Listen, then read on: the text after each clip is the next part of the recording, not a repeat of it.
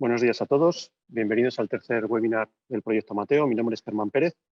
Soy el responsable de proyectos de eólica marina de Tecnalia, coordinador del Proyecto Mateo, y os voy a hacer una breve introducción al webinar de hoy, que es el tercero y último de la serie de webinars que estamos organizando para difundir los resultados del proyecto El Cartec Mateo, y trata sobre los fundamentos de las redes neuronales y la aplicación de algoritmos Deep Learning para la monitorización de la salud estructural de grandes estructuras utilizadas en eólica offshore y otras aplicaciones focalizadas sobre todo a los aspectos de operación y mantenimiento.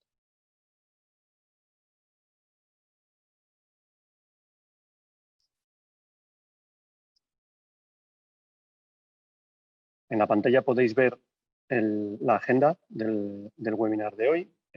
Para los que no estuvisteis en los dos anteriores, pues bueno, voy a empezar haciendo una breve presentación del JRL-ORE y del proyecto Mateo, para después dar paso a los ponentes que nos van a hablar de los retos de la aplicación de las redes neuronales y los algoritmos Deep Learning al sector de la eólica offshore, en concreto lo que tiene que ver con monitorización estructural de diferentes elementos de los grandes aerogeneradores offshore por encima de 10 megavatios, que son los que se están instalando ahora, tanto en eólica fija como en eólica flotante.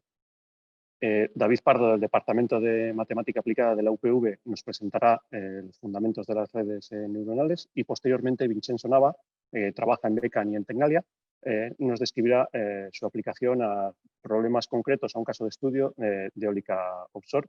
Como os comentaba, siempre con la vista puesta en los retos que imponen las grandes estructuras para aerogeneradores que están por encima de los 10 megavatios de potencia. Por último, tendremos unos minutos para responder a las preguntas que nos podéis ir formulando en el apartado de preguntas que veréis en la aplicación Zoom. Veréis que también hay un apartado de chat. Solo comentaros que nosotros en principio no vamos a seguir la parte del chat, ¿vale? Si queréis comunicaros entre vosotros podéis utilizarlo, pero nosotros al final del webinar lo que haremos será seleccionar las preguntas de la sección de preguntas y tratar de responderlas. También comentaros que el webinar, como los dos anteriores, se va a grabar, y una vez que los tengamos los tres en las próximas semanas, se subirán a la página web de JRL-ORE con subtítulos en inglés para que podáis consultarlo, visualizarlo cuando queráis. A todos los participantes os pasaremos el enlace a la página web para que podáis acceder al contenido. Bueno, una primera traspa para explicar muy brevemente qué es el JRL-ORE, el Joint Research Laboratory on Offshore Renewable Energy. Se trata de una comunidad científica del País Vasco formada por más de 60 investigadores de Tecnalia, diferentes departamentos de la UPV y el BECAM, el Basque Center for Applied Mathematics, que cubren prácticamente todos los ámbitos de investigación alrededor de las energías renovables offshore. Cuenta con el apoyo de Euskampus y tiene un objetivo doble. Por una parte, la transferencia de tecnología al sector industrial vasco desde los ámbitos de la investigación, universidad, centros tecnológicos, y la formación de profesionales para lo que es parte de iniciativas como el máster Erasmus Mundus REN, máster sobre energías renovables offshore, impartido y coordinado por la UPV y en el que participan otras universidades de referencia en el sector de las energías marinas de Europa y todos los socios del proyecto Mateo.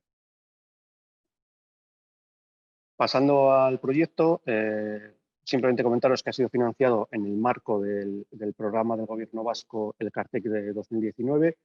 Para los que no conozcáis, las convocatorias del Cartec son convocatorias de investigación básica centradas en desarrollos de tecnologías de bajo TRL. Esto lo voy a explicar posteriormente en otra traspa.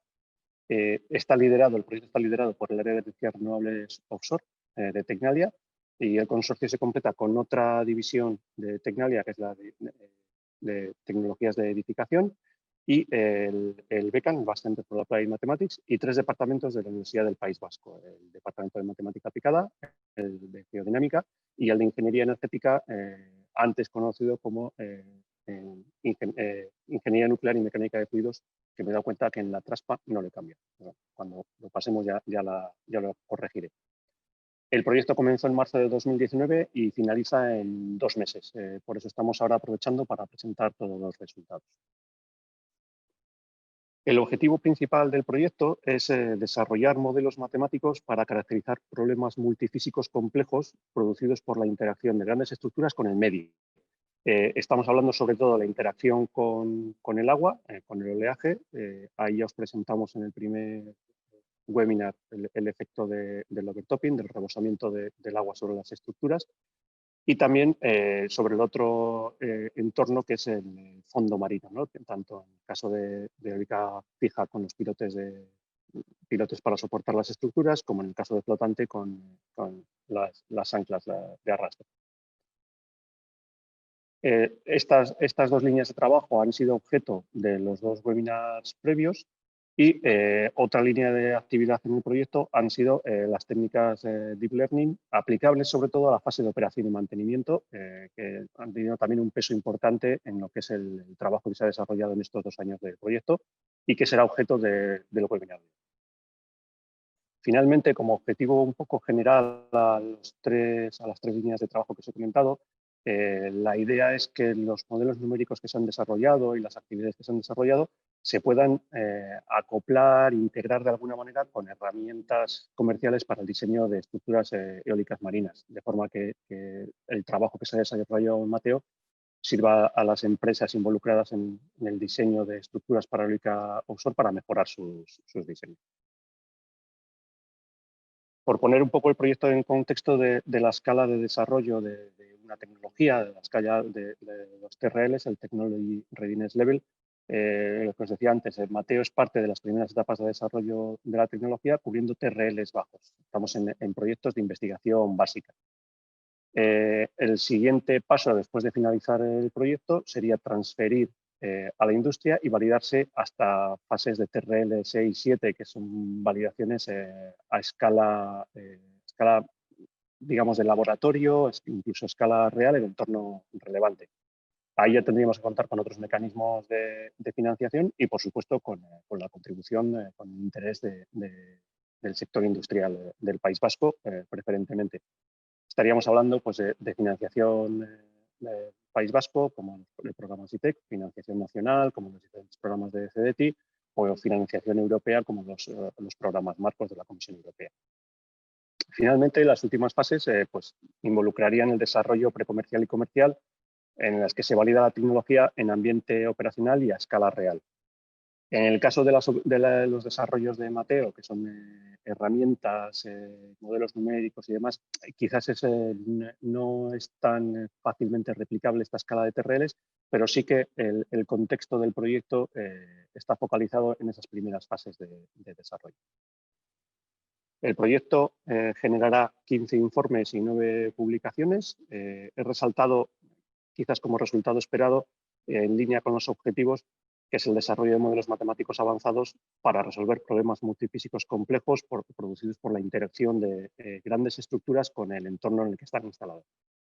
Los modelos se han desarrollado, como os comentaba antes, para combinarlos con herramientas comerciales para el diseño de eólica marina. Y en los webinars hemos presentado esas dos líneas que os comentaba antes, la caracterización geodinámica de los tipos de fondo y el modelo de la dinámica sedimentaria de los fondos, el efecto del overtopping, un poco más focalizado en la hidrodinámica y cómo afecta a las estructuras. Y hoy vamos a centrarnos en los algoritmos Deep Learning y las redes neuronales. Otra línea de trabajo que no ha sido objeto de presentación, digamos, en los webinars, ha sido el estudio de materiales no convencionales. Hemos tenido una pequeña línea de trabajo en ese sentido, en concreto en el desarrollo de un modelo de elementos finitos para el diseño de estructuras offshore, utilizando materiales híbridos, en concreto hormigón reforzado con fibras. Bueno, tras esta introducción del JRL, del webinar, del proyecto, para ponerlo un poco todo en contexto, voy a dar paso a los ponentes. En primer lugar, a David Pardo, del Departamento de Matemática Aplicada de la UPV, que nos va a hablar de los fundamentos de las redes neuronales. David, cuando quieras. Pues muchísimas gracias, Germán. Voy a compartir la pantalla. De lo que vamos a hablar hoy es del uso de redes neuronales profundas o aprendizaje profundo para estructuras para obtener energía eólica marítima. Yo soy David Pardo, soy profesor del Departamento de Matemáticas Aplicadas en la Universidad del País Vasco. Luego hablará Vincenzo Nava, que es otro de los coautores. Pero en realidad la presentación ha sido hecha por Ana, que no ha podido venir hoy aquí porque está en Portugal, pero muchísimas gracias por todo. Y con 2 colaboradores más que mostramos. Empezaré explicando la motivación, el problema que nos trae aquí. Como soy profesor de matemáticas, hablaré de la descripción matemática del problema, aunque lo haré de forma lo más sencilla posible. Introducción de las redes neuronales para resolver este tipo de problemas, que es lo que se denomina un problema inverso. Y luego ya Vincenzo hablará de los casos de estudio, conclusiones, trabajo futuro, etc.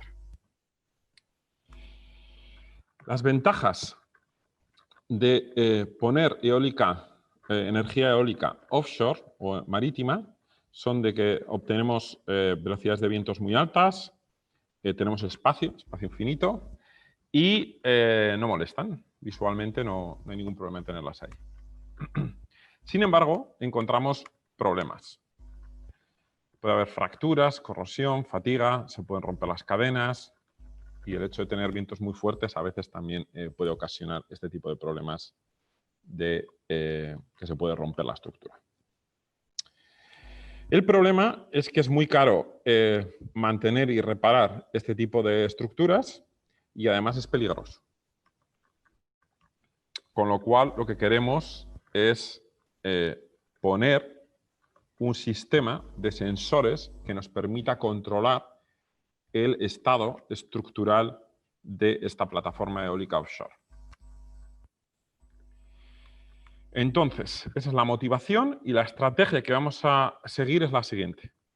Ponemos unos sensores en la estructura, medimos con respecto al tiempo, pueden ser desplazamientos, aceleraciones, etc. Y vamos a usar una red neuronal profunda para diagnosticar si la estructura está en buen estado con respecto al tiempo, según pasa el tiempo, o si, por el contrario, ha sufrido algún tipo de problema. Esa sería la estrategia, el objetivo final. Entonces, desde un punto de vista matemático, tenemos una estructura, ponemos unos sensores y lo que vamos a obtener, las mediciones de los sensores, vienen dadas por resolver una ecuación en derivadas parciales o varias ecuaciones acopladas con las correspondientes condiciones de frontera, interfaz, etc. Y es lo que se denomina el problema forward en inglés, o problema directo, que, dada la estructura, obtenemos las correspondientes mediciones como función del tiempo. En este caso, la aceleración. Es un sensor que mide la aceleración. Y por otro lado, tenemos el denominado problema inverso, que es al revés. Dada las mediciones de los sensores, queremos determinar el estado estructural, en particular si hay algún tipo de grieta o rotura o problema debido a la corrosión en la plataforma eólica offshore. Este es el problema que nos interesa, el problema inverso. Esto es una función que, dado, insisto, las mediciones, nos devuelve el estado estructural de la plataforma.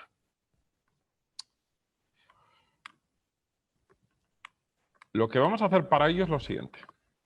Vamos a aproximar esta función inversa por algo que llamamos aquí esta función aproximada, que en el fondo no es nada más que una composición de muchas funciones, donde estas son funciones afines, que es prácticamente como una función lineal que ha sido trasladada, compuesto aquí con una no lineal, otra afín, otra no lineal, otra afín, no lineal, etc.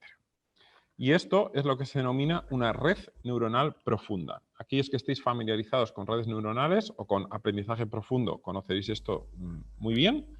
Y aquellos que no, tampoco lo voy a explicar en profundidad hoy, pero esta es la forma en la que se hace. Y entonces, dado unas mediciones, que son la entrada, los datos que obtengo de los sensores, utilizamos una red neuronal profunda que representamos así. Esta representación gráfica es lo mismo que lo que hemos puesto arriba. Y queremos determinar si la estructura está dañada y el grado y localización del daño. Ese es el objetivo en un mundo ideal.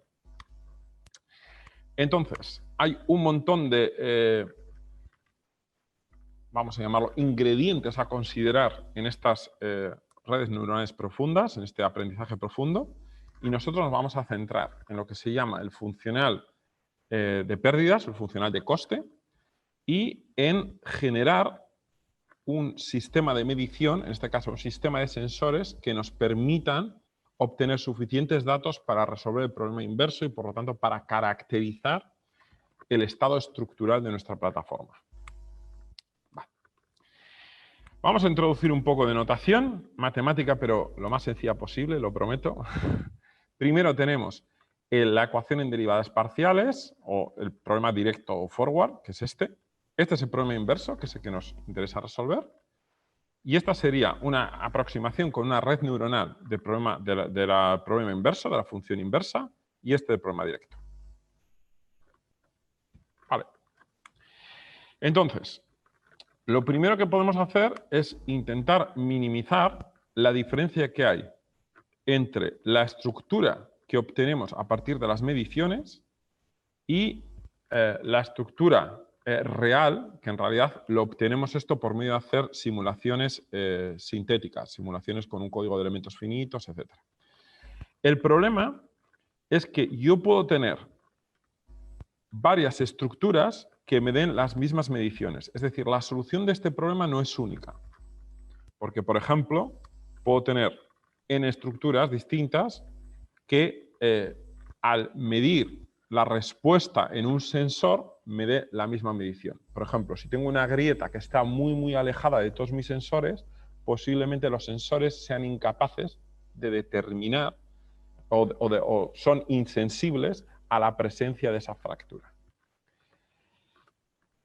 Esto lo que hace es que al ser esta solución no única, no voy a entrar en detalles técnicos, pero lo que produce, si minimizamos esta función, es una media de todas las posibles estructuras que existen que satisfacen las mediciones. El caso es que es un desastre y la solución es mala. Podemos hablar de esto en más detalle si queréis durante las preguntas, pero la solución pasa por no comparar las estructuras, sino comparar las mediciones de las estructuras correspondientes. Es decir, yo lo que quiero es que la estructura que recupero, la medición correspondiente a ella sea la misma que la medición correspondiente a mi estructura real.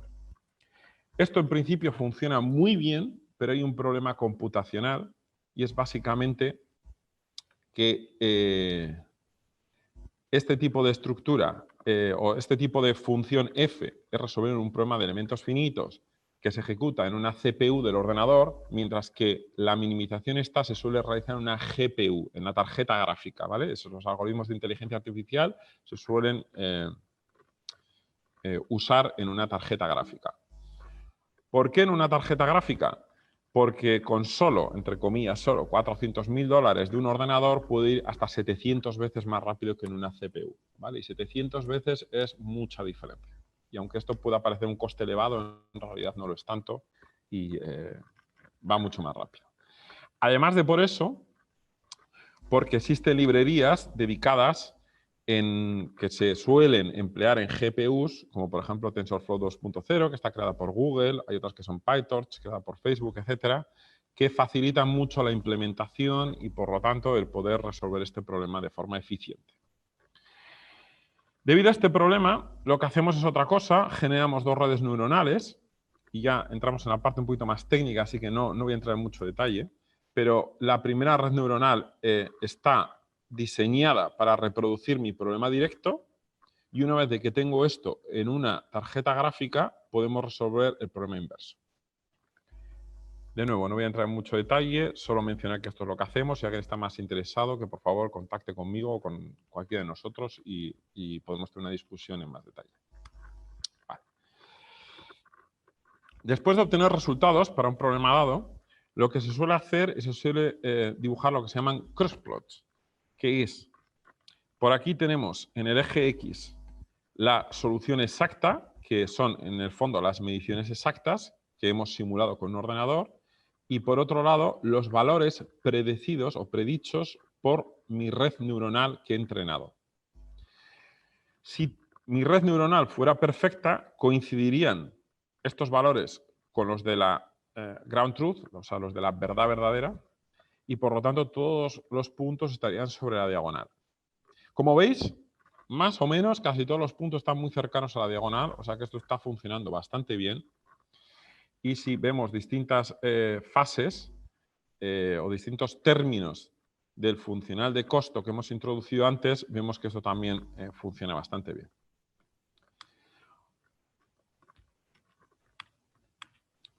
Sin embargo, si miramos el resultado de mi problema de inversión exacto, porque lo hemos obtenido por medio de simulaciones numéricas con respecto al que obtenemos con la red neuronal, vemos que hay una gran dispersión de puntos. ¿Por qué? Porque esto implica que hay distintas estructuras que satisfacen las mediciones, pero que no son la estructura original. Y esto es perfectamente correcto, no hay ningún problema con ello. De hecho, lo que nos permite es que gracias a ver este tipo de gráficos podemos ir aumentando el número de sensores, es decir, el sistema de medición, por un método iterativo que no voy a explicar porque se vuelve bastante técnico, pero podemos ir aumentando el número de sensores para determinar si somos capaces de establecer de forma única los posibles daños de la estructura, ¿vale? Como esto ya se vuelve demasiado teórico y demasiado técnico y tampoco os quiero aburrir, le voy a dar paso a Vincenzo Nava, que va a explicar cómo aplicar esto en un caso de uso. Si alguien tiene alguna pregunta, luego estaremos en el espacio de respuestas y preguntas. Vincenzo, muchas gracias. Muchas gracias, David. Voy a compartir la presentación desde el punto en que lo ha dejado David y hablando de un caso de estudio que hemos analizado durante el proyecto Mateo. Y más que un caso de estudio, igual podríamos hablar de un ejemplo sencillo, pero bastante representativo de las capacidades que las redes neuronales podrían ofrecer para un sector emergente como los de la eólica, en este caso flotante.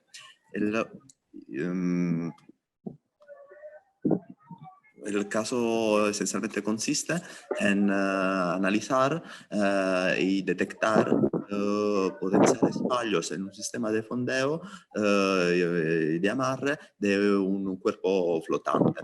Esencialmente nosotros tenemos una boya anclada mediante 3 líneas de fondeo al fondo y claramente la función del sistema de fondeo es el mantenimiento en estación de la boya. Entre los varios fallos hemos considerado una situación en la que nos gustaría que el sistema, la red neuronal, nos lance una alerta. El caso que hemos considerado es que el punto de anclaje se haya movido. En estos casos, nos gustaría entrenar y diseñar una red neuronal que detecte que el punto de anclaje se ha movido y que entonces nos lance una alerta, claramente en el más breve tiempo posible. El input entonces del caso de estudio son una serie de medidas, tal y cual lo ha descrito David anteriormente. Hemos entrenado entonces nuestra red neuronal profunda y como salida del caso de estudio, claramente queremos identificar un indicador de daño que justo nos avise si el sistema de fondeo está en condición dañada o menos.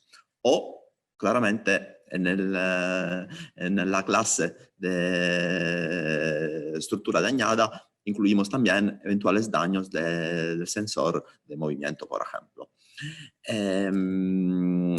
Ojo que cuando aquí pone output, el indicador del daño es el output de nuestro caso de estudio, no es exactamente el output de la red neuronal. Y eso por lo que comentaba David anteriormente. Vamos paso a paso y vamos a ver cuáles son las características del caso de estudio. Esencialmente es una boya esférica hemos considerado solo 3 grados de libertad, dado la simetría del problema. Simetría estructural, pero también simetría de la excitación. De hecho, hemos considerado el sistema de fondeo está constituido por 3 líneas. a una distancia angular de 120 grados una con otra, y las líneas son idénticas, y hemos considerado como excitación olas cilíndricas. Hemos considerado un rango de excitaciones bastante representativo de condiciones operacionales, y hemos procedido, ya que no tenemos datos reales, mediante la generación de datos sintéticos por medio de un software comercial, en este caso Orcaflex. Hemos considerado entonces obtenido datos en una condición no dañada. Aquí vemos el total, más de 36.000 datos, y hemos también considerado un escenario dañado en el que la línea 1 o la ancla a la que corresponde la línea 1 se haya movido de 5 metros. El modelo de red neuronal que hemos utilizado es un modelo autoencoder. Esencialmente, los modelos autoencoder nos dan a la salida exactamente lo que damos a la entrada, es decir, reconstruido claramente. Es decir, si a la entrada damos mediciones, a la salida vamos a dar mediciones reconstruidas, señales reconstruidas. Los parámetros del modelo son esos tetas, epsilon y delta, y el modelo autoencoder se constituye de dos fases, una primera fase de encoding y una segunda fase de decoding. La fase de encoding, esencialmente, vamos a reducir el problema para identificar entonces cuáles son las características principales. Esencialmente se trata un poco de limpiar el problema de eventuales ruidos. Luego tenemos la fase de decoding, donde desde la señal, el modelo reducido, vamos a reproducir señales reconstruidas con un cierto error con respecto a las señales medidas. En este caso, repito, no son señales reales, sino señales sintéticas generadas con nuestro código a elementos finitos. Entre el modelo reconstruido y el modelo real, entonces, habrá siempre un cierto error que lo podemos medir, por ejemplo, con la norma 2, tal y cual que es el error de reconstrucción. Claramente, en función de los datos de entrada que le vamos a dar, vamos entonces a construir un modelo que sea capaz de reproducir señales reconstruidas que reduzcan dicho error de reconstrucción. La métrica del error de reconstrucción entonces funciona así. Nosotros hemos generado una arquitectura de red neuronal profunda de manera que entrenándolo solo con datos en condición no dañada, tal error de reconstrucción sea cuanto más mínimo posible. Entonces, si queremos que la red neuronal profunda reconstruya una señal, pero correspondiente a un estado dañado, tal error el modelo no va a funcionar. Entonces, el error de reconstrucción va a ser mucho más grande. Ese es el principio con el que va a lanzar esencialmente la alerta. Entonces, tenemos una primera fase de training para la que hemos utilizado el 80% de los datos, del modelo no dañado. Y podemos ver que prácticamente llega a convergencia y sin mucho más problemas. Claramente, cuanto más iteraciones vamos a hacer sobre el dataset para reducir el error de reconstrucción. Y una vez acabada la fase de training, la hemos también validado con el restante 20%. Hecho eso, entonces hemos utilizado 10.000 datos correspondientes a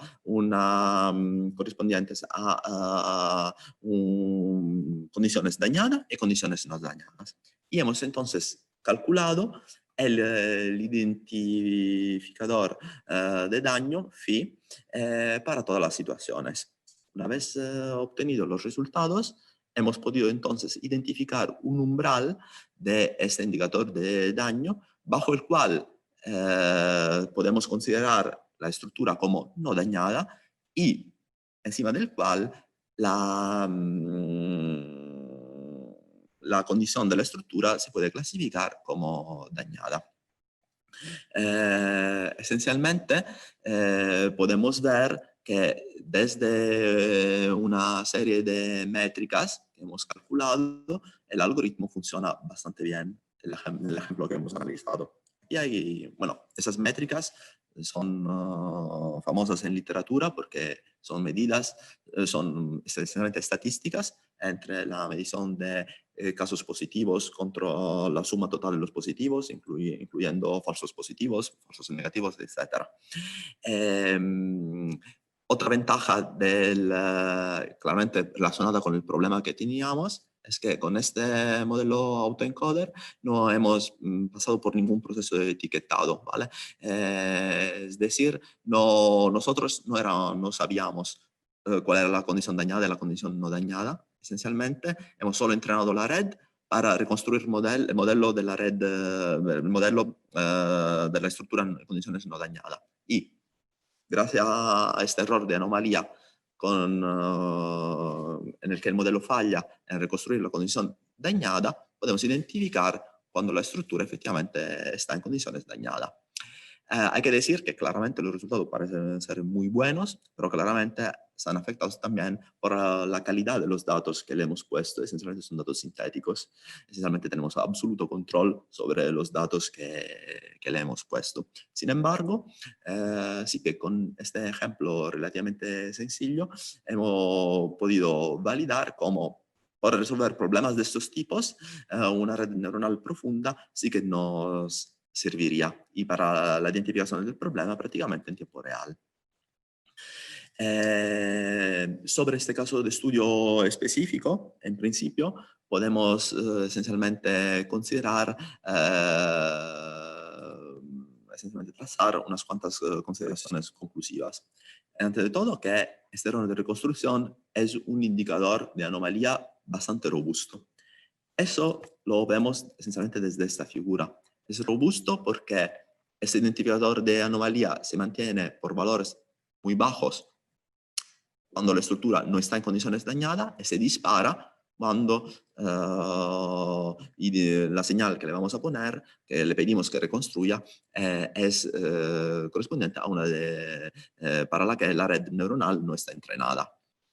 Claramente se pueden hacer avances en este sentido, esencialmente lo de identificar escenarios intermedios, de manera que se pueda cuantificar la severidad del daño y también añadir el problema de clasificación. Eso más que nada para considerar otros modos de fallo y diferentes tipos de daño. Y claramente la extensión deseable es la de utilizar datos de estructuras reales. Antes de concluir, sin embargo, la presentación, sí que me gustaría un poco volver al punto de inicio que ha presentado David, ¿vale? Con un poco más de detalle. Esa estructura circular, un poco, una vez que ahora sabemos algo más sobre las redes neuronales, vamos a identificar entonces más específicamente unos cuantos problemas para la eólica offshore en el que las redes neuronales profundas sí que nos podrían ayudar. Esencialmente aquí he propuesto unos cuantos problemas que son particularmente difíciles porque o las medidas directas prácticamente son imposibles o muchas veces muy costosas, si fueran posibles. Uno de esos, por ejemplo, es el problema de la erosión a la cimentación, ¿vale? Eso igual, sobre todo para estructuras fijas, va a cambiar el comportamiento modal de la estructura. Entonces, sí que una red neuronal que nos permita identificar estos problemas desde otro tipo de mediciones, sí que nos ayudaría. y a resolver problemas ya de naturaleza casi industrial. Otros problemas son pertenecientes a lo que hemos visto también en los otros webinarios del proyecto Mateo, otros problemas que hemos resuelto, por ejemplo, los del crecimiento marino. Claramente eso afecta, es un problema que afecta sobre todo la parte sumergida de la plataforma o lo que está en la interfaz entre la parte sumergida y el contacto con el aire, que es la así llamada zona de splash. Claramente lo mismo se podría decir para hacer una monitorización de la corrosión de la plataforma misma. También claramente la parte aero también se podría monitorar utilizando redes neuronales profundas. En eso ya tenemos bastante experiencia también por parte de la eólica onshore. Esencialmente entonces se trataría eso de utilizar redes neuronales profundas para monitorizar gearbox y palas. Y también, eso ya lo ha mencionado varias veces David, también problemas de fractura, por ejemplo, en la torre y en las estructuras de soporte. Otros problemas son los que hemos analizado hoy, por ejemplo, que son pertenecientes a problemas o alertas en el caso de daños en el sistema de fondeo o de cables dinámicos de electricidad. Entonces, un poco para concluir lo que hemos enseñado hoy, esencialmente los métodos de aprendizaje profundos, cuando aplicados para estructuras para la eólica offshore, que sea flotante o menos, en este caso lo hemos utilizado flotante, hemos visto que se podrían implementar bastante fácilmente y lo que hacen esencialmente son reconstruir patrones y llegar a una simplificación de los datos. Con datos buenos se puede también llegar a una interpretación de los datos mismos. Además, una vez que la red neuronal se ha entrenado, son bastante rápidos en la evaluación de la condición dañada o menos y en lanzar la alerta. Entonces son perfectos para aplicaciones, por ejemplo, en tiempo real. Y claramente, y eso igual es la pega principal de estos métodos, es que dependen de la disponibilidad de los datos dañados, que hoy en día son sobre todo bastante reducidos. Claramente, desde este punto también estamos analizando otras líneas de investigación. Claramente, podemos construir redes neuronales profundas específicas para cada tipo de problemas. Y eso claramente, según la complejidad del problema mismo, necesitará el desarrollo de arquitecturas de redes neuronales profundas que sean más o menos complejas. Otro punto es la aplicación con datos experimentales desde estructuras reales, que eso igual es el problema principal cuando vamos a entrenar este tipo de algoritmos. Y claramente hablamos también, sobre todo cuando ya llegamos a situaciones de clasificación, necesitaríamos también datos pertenecientes a condiciones dañadas. Hay también, cambiando un poco el alcance del problema, es también lo de identificar una distribución optimal para los sensores y para las mediciones. Yo, Germán, David, creo que la parte del caso de estudio la he concluido. No sé si tenemos preguntas a las que resolver. Sí, tenemos, muchas gracias Vincenzo, gracias también a David. Tenemos una pregunta para Vincenzo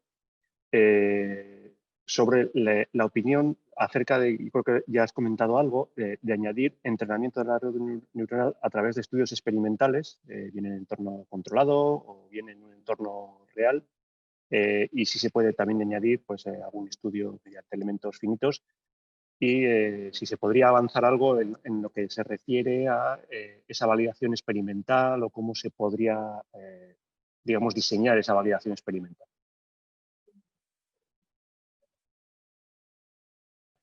Perfecto. Gracias por la pregunta. Claramente, creo que hablamos de redes neuronales profundas y en eso David igual me puede corregir si me equivoco, pero claramente los ingredientes base son los datos. Entonces, cuanto más grandes son las librerías de datos que tenemos, claramente tanto mejor la fase de entreno se puede desarrollar. Claramente, Germán en la pregunta ha mencionado varios tipos de fuentes de datos y todos son claramente importantes. Claramente a partir desde los datos sintéticos, desde modelos de elementos finitos, tal y cual hemos hecho con este ejemplo, hasta datos en entornos reales pero controlado, un experimento, por ejemplo, en un tanque o en un field site, por ejemplo, hasta datos reales, claramente de estructuras reales.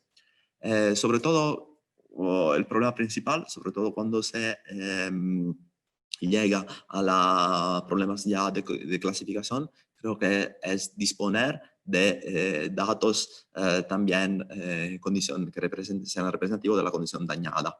Y en estos casos sí que creo que igual la limitación que tenemos debería ser sobre todo o mediante modelo o bien mediante modelos a escala reducida.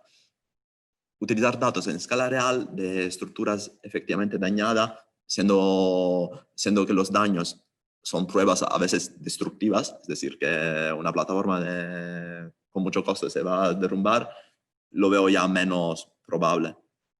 Pero claro, si los tuviésemos, igual también serían útiles.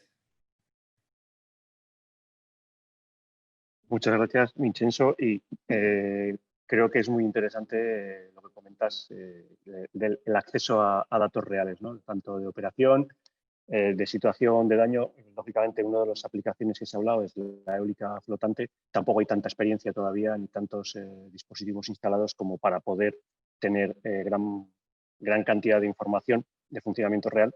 Y por otra parte, pues los propietarios de esa información generalmente no suelen compartirla, cosa que también es lógica porque está en una fase de desarrollo. Yo tengo otra pregunta para David, quizás desde mi desconocimiento. ¿Cómo se enlaza esto que se ha trabajado en Mateo de redes neuronales, de algoritmos de deep learning, con lo que está tan de moda ahora mismo en el sector, que es los gemelos digitales?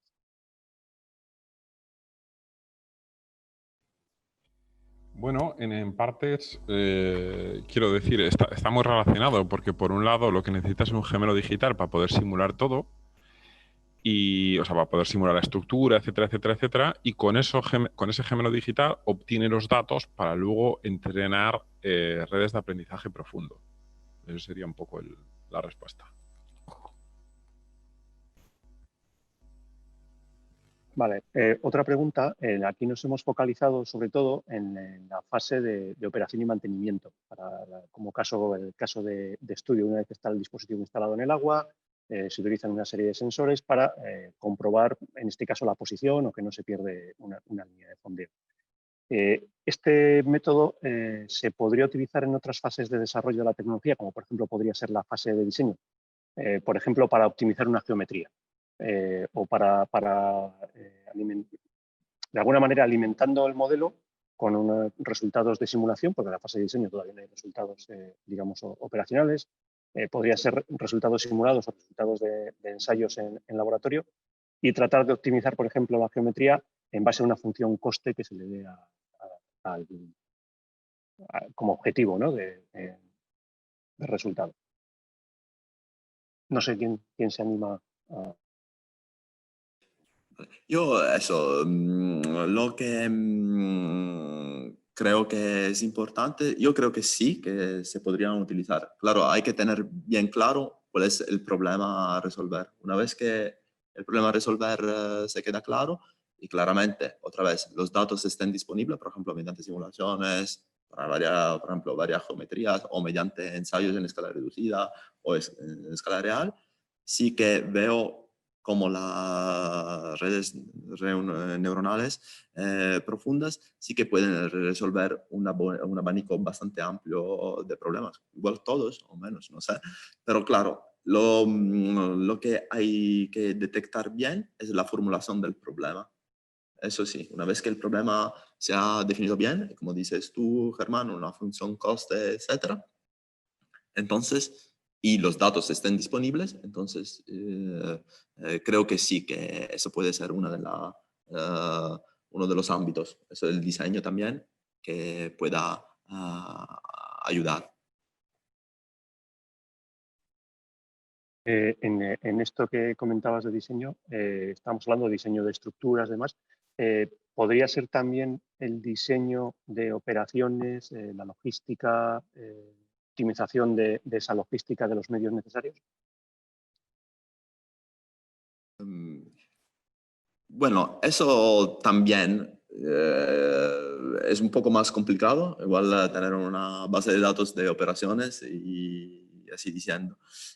Pero sí que igual, por ejemplo, si se añade, por ejemplo, el problema de clasificación, por ejemplo, de identificar o de clasificación o algunas medidas para identificar la severidad del daño, sí que una red neuronal profunda acoplada con algo más de conocimiento, sí que, por ejemplo, podría servir, y eso es igual, es una opinión personal, para identificar, por ejemplo, cuál es la vida remanente, por ejemplo, de una determinada componente, y entonces desde ahí planificar las operaciones en una etapa temprana ya del daño o con bastante antelación, o, por ejemplo, evidentemente,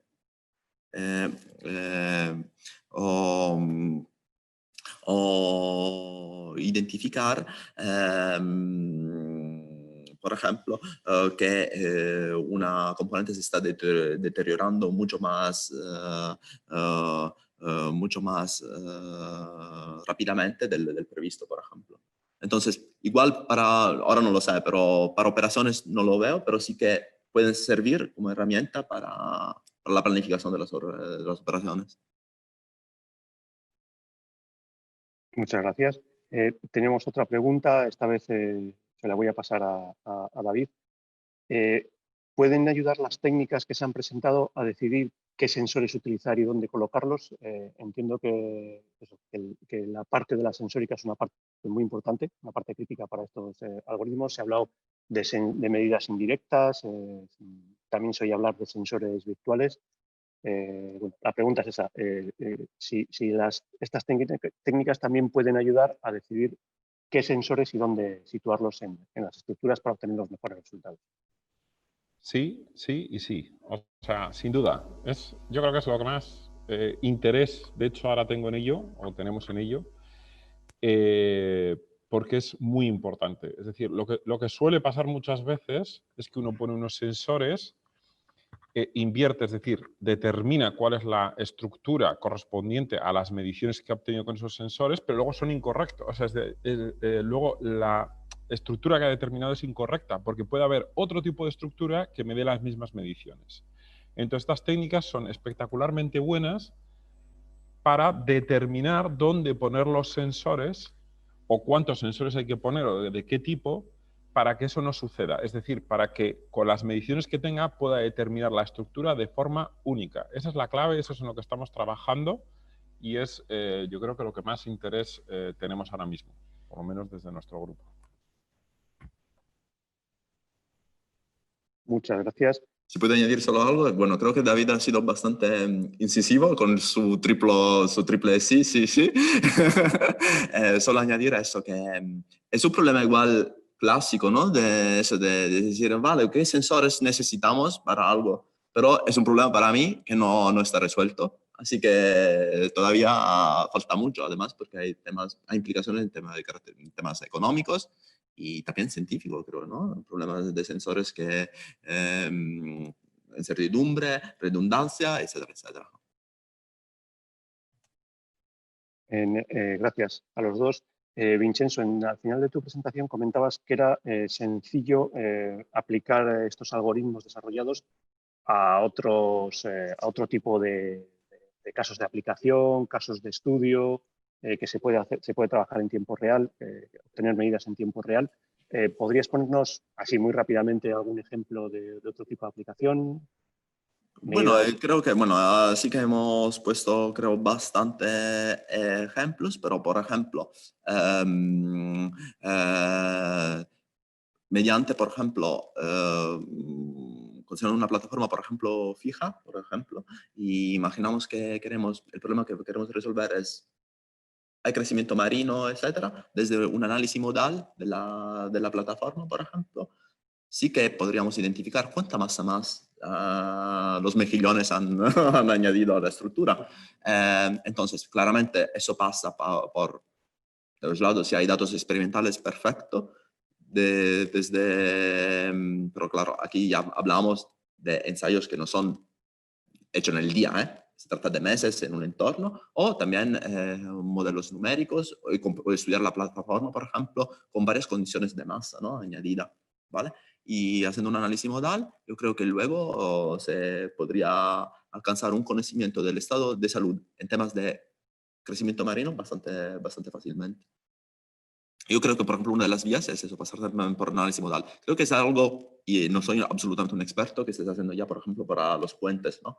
Para identificar, por ejemplo, también el tipo de fallo, pero también la localización de donde el fallo está ocurriendo, y pasa por análisis modal, que yo sepa. Así que podría ser una vía.